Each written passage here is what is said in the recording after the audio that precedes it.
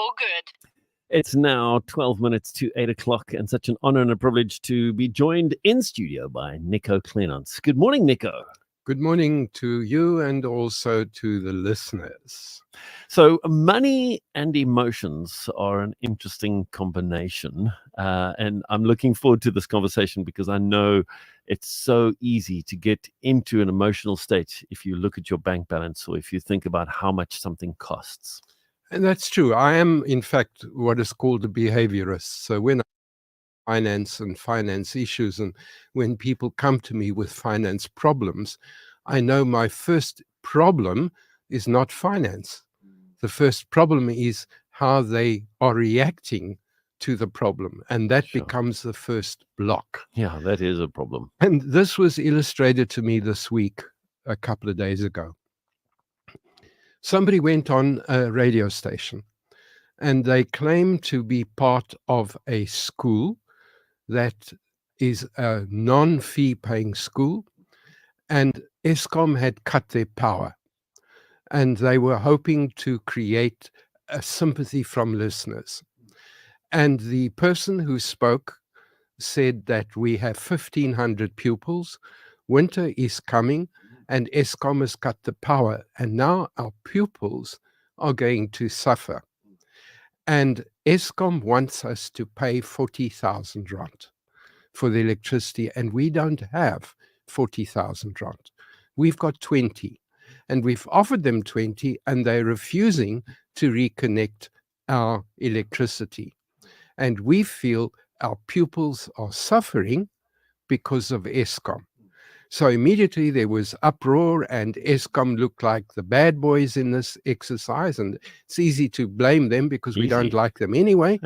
True so the debates kind of got going immediately. And then somebody said, well, why doesn't the Department of Education, Western Cape, deal with the problem? And suddenly there were all kinds of issues coming up, and it became more and more of an emotional debate rather than about money. And then a parent came out, and this parent had done his homework, and he said, let's get things straight. This school stopped paying their bill 5 months ago. This school gets 2 million rand a year from the education department. Part of that 2 million is supposed to be used to pay for Eskom. They chose not to pay. That was a decision they made. They reallocated the money elsewhere. I don't think we should be looking to where the blame is. We have a problem here that somebody in the school misallocated money. Yes, the pupils are suffering. And yes, the pupils are going to be the victims. But the problem is the people in charge of the finances don't know how to work with finances. Yeah, spot on. They don't know how to allocate money, and therefore I believe as a parent they're incompetent. And that to me illustrates what often happens in families when we're dealing with money and emotions, and we're getting to the end of the month and the money has run out. Yeah.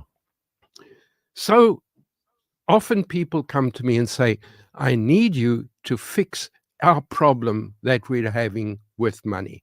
And often these are people who are running their own businesses.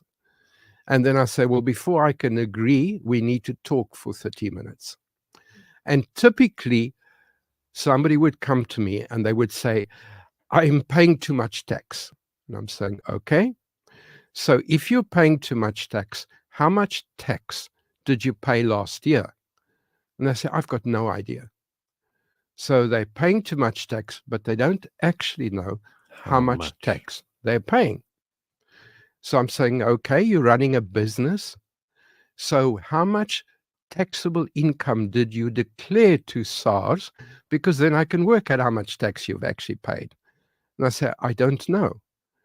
So now they don't know how much tax they've paid. They don't actually know what their income is, but they believe their problem really is that they're paying too much tax. So that doesn't always make sense. So my next question to a person like that is, why do you believe you're paying too much tax. And they're saying, because when I get to the end of the month, I don't have enough money for myself. So that's how thinking goes around money, because now you're misidentifying what the problem is. And because you're misidentifying what the problem is, you're not going to be able to find the solution. And you do need help, because you're going to need somebody who's neutral, who's going to help to sort out what the issue really is, so that we can sort out what the solution really is. Because that particular person who runs their own business doesn't even know how much money they deposited in the bank account from their business. And that particular individual doesn't know how much it takes to run their household in a month. So they're working in a completely blind spot. So if at the end of the month there's money, then they consider that to be a good month. And if at the end of the month that is a bad thing, then it's SARS's fault. Yeah. Because they had to pay too much tax. So for me, the structure for a person like that is to say, how much money do you actually spend in a month? Unless you know what that is, there is no ways that we can break that down and to see if there is wastage. Unless you know how much you're earning, how do we know whether your business model is actually making money, or whether your business model needs to be changed? The issue in most cases, when people come to me and say, I've got money problems, the issue often is not about money. The issue is you don't actually know what you're doing, how you're doing, and the help you need is to sort out the technical stuff so that you can take control of your finances. Hence my comment that money and emotions do sometimes get so mixed up that you do need help. So true. Thank you so much. And ladies and gentlemen, it's not a weakness to say, hey, I need help. If you're struggling with finances or in that sphere of financial planning, go to a certified, trained individual or company so that you can get real help. Nico, always great chatting to you. Thank you so much for your time. And remember, if you want to connect with Nico, email is the way to do so, using the email address questions@northwood.co.za. Have a wonderful day, Nico, and thank